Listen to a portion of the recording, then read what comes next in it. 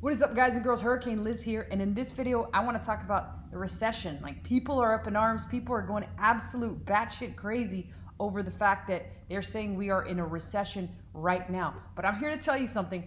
I'm going to talk about what a recession-proof business is in 2022 and beyond. And trust me, there's a lot of them, so don't be like Chicken Little and run around yelling the sky is falling, guys and girls, because I'm here to tell you another thing. There is a huge opportunity right now. So I'm super fired up to share this info with you. I hope you're fired up. Let's do this. All right, so the sky's falling, people. You can notice that I'm in a really dire panic. I'm just freaking the hell out, wondering what in the hell I'm gonna do. And I'll tell you why I'm not really that much in a panic, in case you were able to notice that. That is for the simple fact that we've seen this before. We've even thought this was going to happen back during COVID. And in fact, in many regards, it did happen in COVID. All of us were stuck indoors. We couldn't leave our houses. We were thinking, like, what the hell's going to happen with work? What the hell's going to happen with the fact that we're not getting a paycheck? What the hell's going to happen with the fact that our job requires us to go to work and potentially get sick, die of COVID, and all that good stuff, right? That's what we were all thinking. We were all running around scared shitless. But at the end of the day, we did survive that. So the fact of the matter is that we will survive this. And even if you are worried about your finances, I'm here to tell you that right now, during this recession, is the absolute best time to start a business. And in fact, I can certainly do an entire series on the type of businesses that will grow or flourish, especially during the recession. So let me know in the comments below if you'd like to see that, because there are many of them. But I'm going to start with the one that I have the absolute most experience running.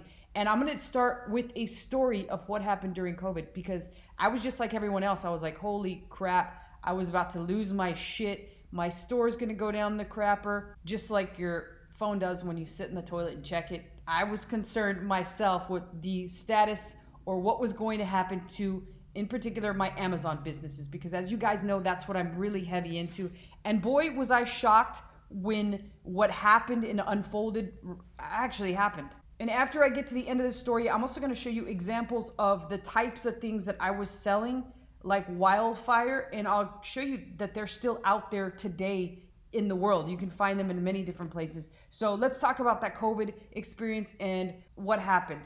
As COVID began to progress, I began to notice that, particularly on some of my drop shipping stores and or my wholesale stores, that products that people were going to need regardless of the situation outside, it could be a natural disaster or it could, in this case, be a pandemic, people were going to consume them, and they were going to consume them in even larger mass quantities. So what type of items were these? Well, it's a type of item that you might have heard it. It's not even a real word, but it's called a replenishable. So what is a replenishable? A replenishable can be really anything. It can be something like this Avion water. It's very delicious. And or things that you eat on a day-to-day basis. It could be protein bars. It could be beans in a can. It could be barbecue sauce. It could be protein shakes. It could be anything of that nature. But it can also be things that people use on a day-to-day basis, things like shampoo or trash bags, or even towels. Like hand towels are replenishable because at some point you got to throw them away and you got to get brand new ones. So it can truly be almost any product that people are going to consume over the course of their lifetime.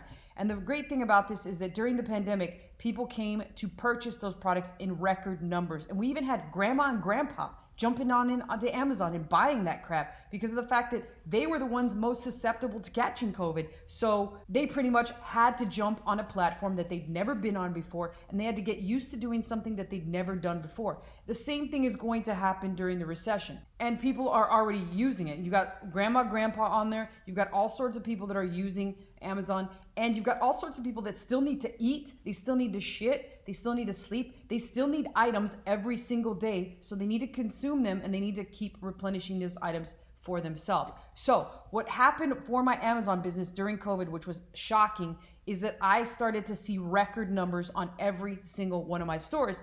And the drawback to that is that I just wasn't prepared from a capital perspective. I didn't have the available credit on my cards because we're talking about $30,000 days. Now imagine having $30,000 days for every single day of the month, what that can do to your credit lines. Well, clearly American Express wasn't going to have it. They weren't as happy as I was of what was happening, and so they demanded a bunch of other documents that I just didn't have the history of providing them, which basically means they wanted to see previous month's sales. And since the previous month's sales did not support the current sales, nor did my spend the previous months, they pretty much cut my credit limit almost in half. And I had to get what's called payability on my account. Now with payability, they were charging me 1% every single day for borrowing the money that I had inside of Amazon. And that did work for a while, but then at some point, the demand just got too great. And so I had to shut down or temporarily slow down those stores so that I didn't go above a certain threshold and I didn't overspend. So fast forward to today, obviously I've got a handle on that and I understand how things are gonna happen. And that's exactly what's going to happen. And although it might not be in the same record numbers that happened during COVID, it's still gonna happen. People are going to continue consuming these products and they're going to need to purchase them online to make things more convenient. The reason they want them online is because they're gonna be busy trying to either freelance or try to do whatever they can to make ends meet. So they're gonna need to save on time with their shopping and as well as a bunch of other things. And that's where you come in.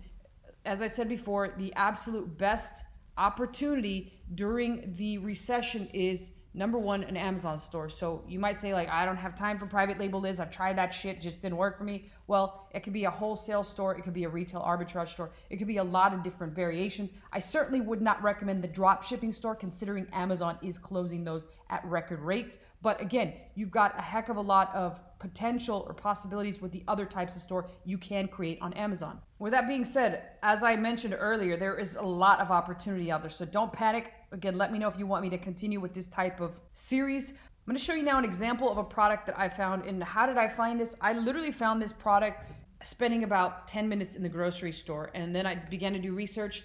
You're going to notice this is a breakfast pack, a Carnation Instant Breakfast Pack. The number one seller on the listing has it listed for $26.99. They've only got 15 left in stock. I managed to find this and I just jotted it here down on whatever spreadsheet I had. Ignore what it says. I know people are saying like, Liz, you seem really organized. You got the convert kit list up there at the top. Yeah, it doesn't matter. The store price that I found it at was $15.29. That was at my local grocery store. And it is selling on Amazon for $26.99. So I'm just going to use Amazon's revenue calculator for sake of example. There's a lot of other pieces of software that'll do this for you in a much easier manner, but I'm going to do it the difficult way because that's just how I roll, people. So let's find the ASIN. Here's the ASIN right here. I'm going to just copy that and I'm going to take it back on over here to this calculator. I'm going to just plug it right in here and hit search and it's going to pull up the information right here. All right, so here we have it. If I was to charge $26.99, which would be matching the lowest price, then my cost here, I would lose $1.77, right? If I decided to raise it up to $28.99 and calculate it, then I'm still down 7 cents. So that's obviously not profitable. It was the first one that I did pick, but here's the thing. Here's the next thing. What if I could find it somewhere else cheaper? So that just gives me an idea of the products. I'm not saying this is one that I would absolutely go for, but I found it right here at Walmart for $12.98. So at $12.98, it comes out being about $14.01. So we're going to put it down here as $14.01 as the cost. And then we're going to calculate this thing. And now it's profitable $2.43, which is 8.38% margin. Again, remember that I did add 8% tax. So if I had a tax exemption on this, then that would be more like 12% margin, $3.46. This was just the first thing I found, people. It wasn't like I put in a lot of effort. I can clearly just decide what I want my margin to be, and this could automatically be one that I don't want to sell. But for the sake of the example, it's the very first thing that I saw at the grocery store. And you might say like, Liz, I don't want to stand at the grocery store and look at this shit for the whole day. Well, I'll tell you how I did it. I did it the quick and easy way, which is nothing more than I pretty much took a picture of the products on the aisle. So you can't really see them here, but I took a picture of all the products in the grocery aisle and I got home and the first one that I saw at the top that made sense was this one. So I plugged that in here and noticed that I was break even, but then I thought about it and I said, let me search it on Google, see what pops up. And this one popped up at Walmart, which is the exact same product. So it would have a 12% margin. So the very first product I just picked had a 12% margin. Not bad, could be beginner's luck, but I can tell you this much, the harder I've worked, the luckier I've gotten. So I am willing to bet that you could find at least one of these products per day if you spent a couple of hours doing it. So these are the types of products that will carry you through the recession. They'll be that great extra side hustle that you need in order to supplement your income in 2022 and beyond. Who knows, you might end up with a store that at some point in time makes over $1 million a year just from doing this every single day. So don't give up, keep on hustling, and let me know how you like this series, and I'll know whether or not to continue them. But until then, I'll see you next time.